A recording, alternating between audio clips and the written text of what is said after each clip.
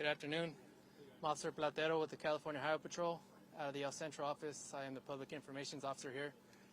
I'm going to introduce our Division Chief, Chief Omar Watson, last name spelled W-A-T-S-O-N, and he'll be giving you an update on the collision that occurred this morning.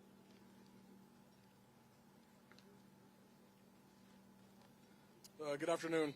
So this will be the final brief about the incident. So to clarify about the ages of everybody involved, there's a little bit of miscommunication. Ages are from 15 to 53. Everyone in the vehicle was injured to some extent, minor, major, or fatal injuries. But that's not the point we want to really belabor here. The really big thing is to just understand that we're still working with the coroner's office in order to identify who the fatal victims are so that we can notify the family members. There's major intrusive damage into that SUV. The fire department had to cut the right front seat out of the vehicle to help extricate people from the vehicle. And in examining that after they've done that, we do see that there are not seats in the rest of the vehicle. Why that is so, we don't know. Again, that's not the focus. We want to make sure that as we move forward, that the message out there is passenger safety. There needs to be a seat belt for every single passenger within the vehicle. There have been a few patients that have been released that have minor injuries, which is thankful, and thus far no one else has passed away as a result of this collision. So we'll keep our fingers crossed that everyone else remains healthy and is able to pull through. Again, thank you to our allied agency counterparts for helping us to make it through this tragic incident, and we'll be wrapping up the scene here in a few hours to get the vehicles out and open up the roadway.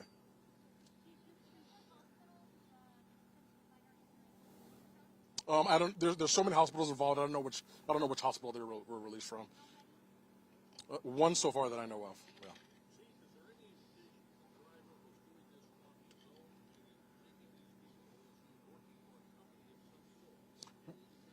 Yeah. No indication at this point. We're not really sure who he is or why they were in the vehicle. It's premature to really know that. So that part of it is under investigation. Can I just clarify that the age of the driver of the truck, is he 22 years old? No.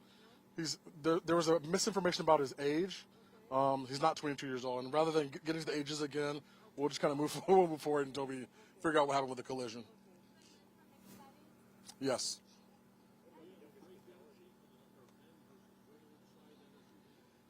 No, I believe there were 6. Don't quote me on it. It's about equal for the number of women and men that were killed in the collision.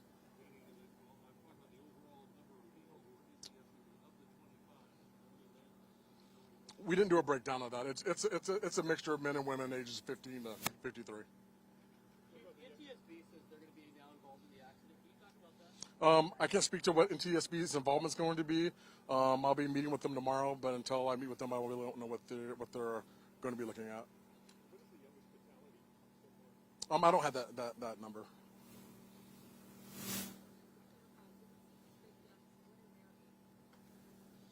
The deceased victims' age ranges are from 15 to 53. So instead of breaking apart the age ranges for the fatalities versus the number of people in the vehicle, all of them in that age range are either injured or killed.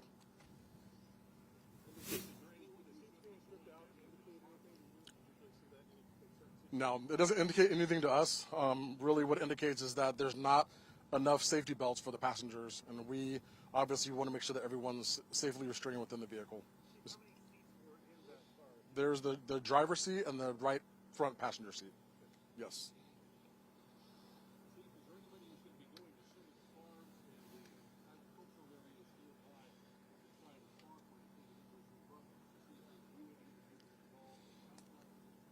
It's a little early to speculate who we're going to be speaking to.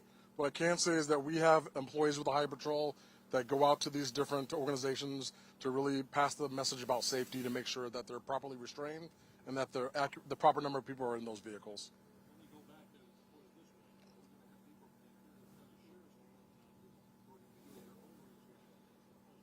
No, this is a Highway Patrol investigation. So the resources that we need to allocate towards certain things will be formulated as we move forward.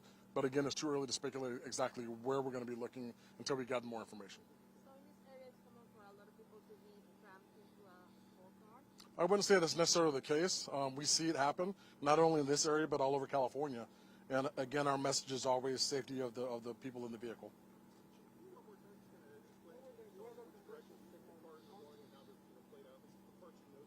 Yeah, the big rig was heading in this direction, and the SUV was coming across this way. And at that point, the vehicles interacted. We still don't know whether the SUV stopped or if it ran the stop sign. That's under investigation. At this point, the weather was clear. It was dry. There are no indications thus far that weather had anything to do with the collision. You would hope so, but again, we have so many distractors in our lives when we're driving that it would be too early to speculate as to what may have caused them not to see each other. Chief, the semi has the right of way. Pardon me? The semi has the right of way. Well, right now we don't know what the cause of the collision was, so I really couldn't 100% say it had the right of way, depending on. But it doesn't have a stop. It doesn't have a stop, correct?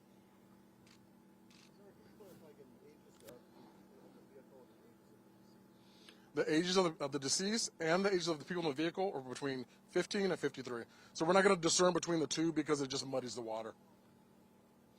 We just wanted to make sure that everyone knew that there were no infants in the vehicle. And just to be clear, so the only seats in the SUV were the two in front. Correct.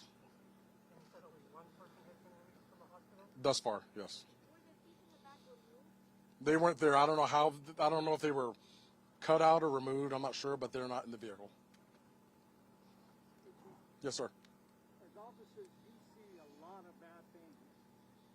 What was it like, and you may not have been here right away, but for your colleagues to walk up and see so many bodies and carnage and people in trouble, how does that hit you as human beings, and you don't have relatives who might have been in their shoes? It can be difficult for the officers. It can be difficult for any of the personnel that respond to these types of incidents. But we do have staff that can help to assist our officers and our personnel through tragic incidents to make sure that they are okay moving forward. We want them to compartmentalize these type of things, so we do make sure that they're taken care of from a mental care perspective.